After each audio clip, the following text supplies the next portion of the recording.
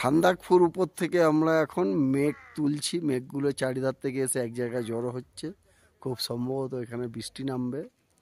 চারিধারে মেঘলা। সকালবেলা কত সুন্দর সূর্য উঠেছিল, এখন সেই সূর্যই মেঘে ঢেকে গেছে। পুরো অন্ধকার মতন হয়ে গেছে চারিধারে। সব ছিলাম এখানে কাঞ্চনজঙ্ঘা দেখা যাচ্ছিল, সেও মেঘে ঢেকে গেছে চারিধারটা। এটা পর্বতমালার এদিকেও একটা পর্বত আছে, কি আছে নাম জানি না। সবাই উঠে পড়েছে, সকাল হয়ে গেছে। স্নোফলসগুলো আস্তে আস্তে গলতে শুরু করেছে চারিধারে। এখানে সব দাঁড় কাক দেখা যাচ্ছে, ছোট কাক বলে কিছু নেই, সব বড় বড় দাঁড় কাক, শুধু ডাকতেই আছে কা কা করে। এখন আমরা সকালে উঠে গেছি, ব্রেকফাস্ট করে এখান থেকে রওনা দেব টুমলুং।